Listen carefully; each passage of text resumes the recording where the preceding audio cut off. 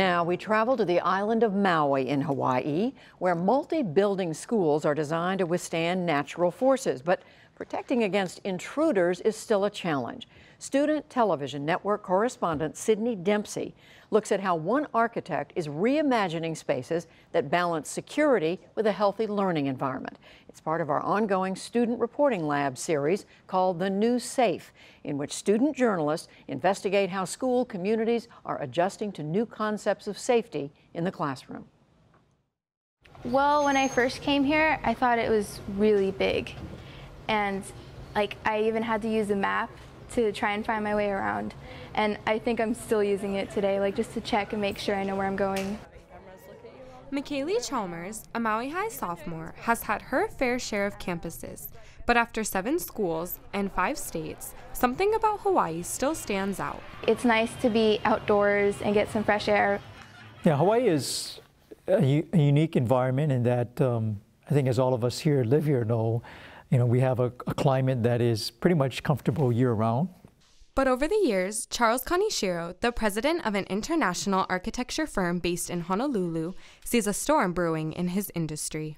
The majority of our schools in Hawaii are older, so they're designed to standards that existed 50 years ago. The more current schools are being designed with school safety in mind, and obviously that's because of Columbine, or more recently Sandy Hook. I don't think anybody 20 years ago would have even imagined something like that happening in a public school. I mean, we send our kids to go to school to learn, not to be killed. We're in our old building. Where is that? Oh.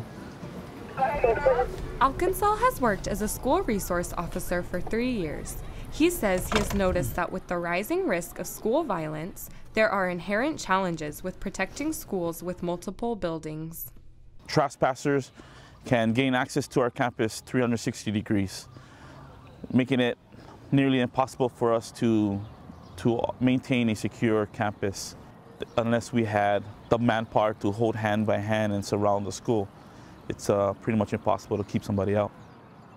There's all this fear now that I might send my son or daughter to school and they may not come home. And so there's a tendency to want the schools to become a prison. And that's the trade-off. If we design our schools as prisons, then can you imagine the type of education that's going to occur in them? If there was bars displayed, metal detectors that they have to go through, there's this constant unsettled feeling. All of that creates a culture of anxiety and hypervigilance, which when you're in a hypervigilant state, which is watching out for danger, it's very hard to learn. Toby Neal, a licensed clinical social worker at Maui Center for Child Development and a previous counselor at multiple Hawaii schools, suspects that fear-driven architecture may detach children from their roots. We did not evolve inside of buildings, and I think the optimal learning environment includes nature.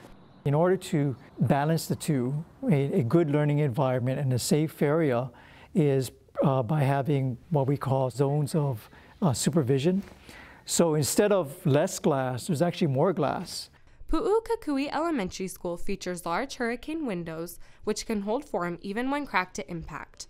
Open areas within immediate distance of protected spaces, unobtrusive chain-link gates which subtly control access points, a campus-wide alert system, and staff distributed so that every corner of campus is under adult supervision at all times. It's not designing a completely tragic-proof school. You can't do that, and that would be a prison.